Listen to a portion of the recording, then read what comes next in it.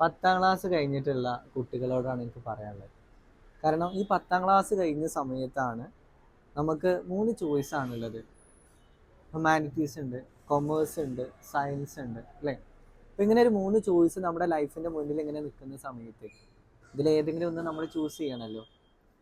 ആ ചൂസ് ചെയ്യുന്ന സമയത്ത് പലരും ചെയ്യുന്ന ഒരു വലിയ മിസ്റ്റേക്കാണ് നമ്മുടെ കൂടെയുള്ള ആളുകൾ ഏതാണോ തിരഞ്ഞെടുക്കുന്നത് അതേ മേഖല നമ്മൾ തിരഞ്ഞെടുക്കുക. ഇപ്പോൾ ഒരാൾ സയൻസ് തിരഞ്ഞെടുത്തു, അപ്പോൾ ഓൻ അതിൽ സയൻസ് എടുത്തുകൊണ്ട് ഞാനും എന്ത് ചെയ്യാണ്, സയൻസിലേക്ക് പോവാണ്. അല്ലെങ്കിൽ ഇതിന് ഏറ്റവും എളുപ്പമുള്ളത് ഹ്യൂമാനിറ്റീസ് ആണ്, പഠിച്ച ആൾക്കാരൊക്കെ പറഞ്ഞത് പെട്ടെന്ന് പാസ്സാവാൻ പറ്റും, ആ ഒരു കാരണം കൊണ്ട് നിങ്ങൾ ഹ്യൂമാനിറ്റീസ് തിരഞ്ഞെടുക്കുക. അങ്ങനെയല്ല വേണ്ടത്. അതായത് ലൈഫിൽ നിങ്ങൾ എന്താണോ ചെയ്യാൻ ആഗ്രഹിക്കുന്നത്, അല്ലെങ്കിൽ എന്താവാനാണോ നിങ്ങൾ ആഗ്രഹിക്കുന്നത്, ആ ആഗ്രഹത്തിന് മാച്ച് ചെയ്യുന്ന, ഇപ്പോൾ നിങ്ങളൊരു അക്കൗണ്ടൻ്റ് ആവാനാണ് ആഗ്രഹിക്കുന്നത്, അല്ലെങ്കിൽ ഒരു ചാർട്ടേഡ് അക്കൗണ്ടൻ്റ് ആവാനാണ് ആഗ്രഹിക്കുന്നത്, അല്ലെങ്കിൽ കോസ്റ്റ് അക്കൗണ്ടൻ്റ് ആവാനാണ് ആഗ്രഹിക്കുന്നത്, ഒരു സ്ഥാപനത്തിൻ്റെ ഒരു ഫിനാൻഷ്യൽ മേഖല കൈകാര്യം ചെയ്യുന്ന ഒരാളായിട്ട് മാറണം എന്നാണ് നിങ്ങൾ ആഗ്രഹിക്കുന്നതെങ്കിൽ ആ ആഗ്രഹവുമായി ബന്ധപ്പെട്ടിട്ടുള്ള മേഖല ഏതാണ്? കൊമേഴ്സാണ്.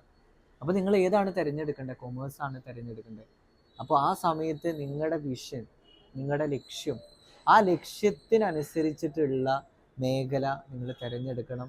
അല്ലാതെ കൂടെയുള്ള ആളുകളുടെയോ മറ്റുള്ളവരുടെ അഭിപ്രായത്തിനനുസരിച്ചിട്ടോ അല്ലെങ്കിൽ അതിന് സ്കോപ്പ് കാര്യങ്ങളൊന്നും നോക്കിയിട്ടല്ല നിങ്ങൾ എന്ത് ചെയ്യേണ്ടത്, ഈ പറയുന്ന കാര്യങ്ങൾ തിരഞ്ഞെടുക്കേണ്ടത്.